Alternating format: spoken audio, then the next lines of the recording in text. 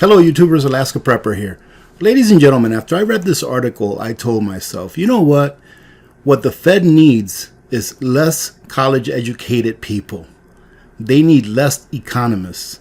And they need less people working for the Fed that are multimillionaires. I believe that everyone that works for the Fed, at the higher levels, the people that make the decisions, they're all multimillionaires. I think that the Fed chair, Mr. Powell there, is worth like over $100 million. They have no perspective as to what it's like to walk into a supermarket, to go to the gas pump, to pay a doctor bill. They have no perspective at all. I mean, when you're worth $100 million, do you think it matters to you whether hamburger is $3.99 a pound or $1.99 a pound? I would say probably not, if you even eat hamburgers. Right? So they have no perspective as to what's really going on in the real economy and what really matters in Main Street, not Wall Street. And it seems that all they do is try to keep Wall Street propped up because in a way they have to. Because once the stock market implodes, things are going to be very bad, not only here in the US, but all over the world. But here in this article, it says here, things are out of control. And in my eyes, they are getting there. I don't think they're out of control altogether, as this article says, but they're getting there. And if you remember me stating in past videos, live streams, wherever it may be, I said that we're going to come to a point where all of these things are going to hit us at once. Not only are we going to have inflationary forces pushing prices up, not only are we going to have demand for things, for goods, pushing prices up, but we're going to have actual real shortages. For what reason? It doesn't matter. Right now, we're having a shortage of goods due to the backup in transportation, in the transportation of those goods. Right now, we're having inflation carry on like the printers on high speed, and all of that money that is being put into the economy, we are now starting to realize that in the form of inflation of the price of goods. And that's just the monies that was put into the economy probably like 6 months ago, maybe the last stimulus check, whenever that was. I think it was August or something like that. Wait until this round of stimulus starts to hit the economy. So once all of these things come together at an apex, it's going to be like nothing we've ever experienced. So what you need to do, ladies and gentlemen, is you need to continue to prep if you're prepping. If you're not prepping, you definitely need to get on board and start preparing. If you are prepping, you need to keep all of your gaps filled at all times. Make sure that you're keeping everything up to date as far as how much food you have and how much stuff you have that will keep you going as far as your standard of living for an extended period of time. It says here that in Wednesday's press conference, Jay Powell confirmed that the Fed is setting off a historic experiment. You hear that, ladies and gentlemen? We are setting off a historic experiment. And that is exactly what we are in right now. This is a big experiment. This has never happened before. In the history of humankind. It's never happened before. And it's welcoming a conflagration of red-hot inflation for an indefinite period of time in an overheated economy, with the underlying assumption that it's all transitory and that inflation will return to normal in a few years, and certainly before 2023 when the Fed rates will still be at zero. So what they're saying is that we are going through a transitory time. That yes, ladies and gentlemen of the general public, things are going to get a little more expensive. However, things will level off. But you know what, ladies and gentlemen, this is what I found, is that when they level off, they'll level off at a new normal. They'll level off at us paying higher prices for almost everything and still making either the same that we make today or making less. It's just an erosion of our standard of living is what it is. And they know this. They know this, ladies and gentlemen. That's why it's so important for us to prepare. They know what they're doing. Don't fool yourself and think that they're trying to do good for us, the American people. They know exactly what they're doing. They know that they're diminishing our standard of living. That's their goal. Their goal is for every person out there who has a mortgage to default on that mortgage so that they can buy it back for pennies on the dollar. Look at what's going on in California. I never reported on this. But in California, they passed a law that says that if someone defaults on their mortgage and they go bankrupt or they get into foreclosure or whatever it may be, that the state has first dibs on purchasing that property. Same thing with the Federal Reserve. When a bank goes out there and lends people money that they shouldn't be lending money to, and those people default on their loan, and a foreclosure ensues, those banks know they're not going to lose any money, because all they have to do is take all of those mortgages that were bad, bundle them up into a mortgage-backed security, and the Fed will give them 100 cents on the dollar for those failed instruments. So they know that they're not going to lose, so they don't care. As long as they keep making their fees and their bonuses, they don't care. And the banks, ladies and gentlemen, they are the Fed. The Fed is there for one thing and one thing only, and that is to take care of the banks. So they're going to make sure that the banks don't lose. There is a big problem with that assumption. While FOMC members, most of whom are independently wealthy and can just charge their Fed card for any day-to-day purchases of non-core CPI basket items, the vast majority of the population does not have that luxury of having someone else pay for their purchases or looking beyond the current period of runaway inflation, which will certainly crush the purchasing power of the American consumer, especially once producers of intermediate goods start hiking prices even more and passing it through inflation onto you, ladies and gentlemen, onto you and me. Look around. Prices everywhere are going up. The price of base items, like the things that we need to build, steel, lumber, commodities, corn, wheat, soybeans, they're all going up. And you and I are going to be the ones that pay for it. The price of oil, in my opinion, will continue to go up because they need it to go up. And especially now that we are not oil independent, we are going to be at the behest of what the producers charge or how much they produce. Before, when we were oil independent, if we wanted to keep oil prices a little low, all we had to do was produce a little more. But now we're out of that game. We don't have control over that. Many readers may not recall but one such instance of transitory inflation that proved to be anything but and led to the infamous Volcker Fed and its double-digit rate hikes was the price of oil, which took off in the Arab oil embargo and then refused to come back for over a decade. See, ladies and gentlemen, I just finished talking about oil. Oil is everything. For those people that, want to have a green environment and such, they have to understand this, that without oil, our standard of living would go back 150 years.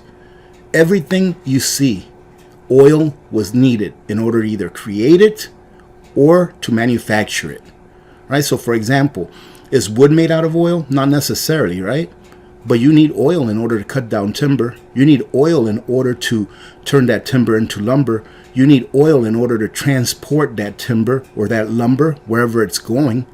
Oil is needed in everything. So when the price of oil keeps shooting up, you're going to see that the price of things keep going up. And that's only one of the things that's going to make the price of things go up. So use your stimulus checks to go out there and get stuff. Do like Ray Dalio said. He said that the dollar is garbage. Buy stuff. Buy stuff that you know you're going to need for the future, even though if it's 1 or 2 years out. If you know you're going to need a set of tires for that car of yours, that truck of yours, go out there and buy one. Or buy a set of tires if you have the money now. Buy stuff that you know you're going to need in the future because it's only going to be more expensive.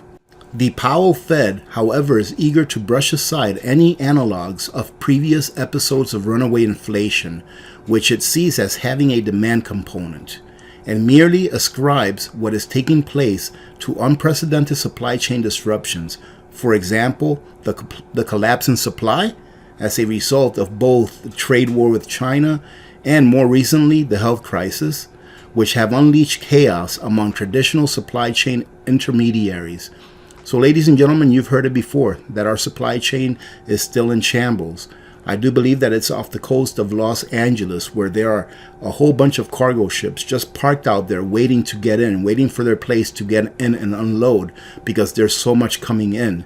You know, on a side note, unfortunately, we're not exporting more to China than what we are, because I do believe that for every 4 containers that they import, we send back 3 containers that are empty. So our deficit is going to go even higher, which will result in higher taxes in the future. And it's going to come out of you and my pockets, ladies and gentlemen.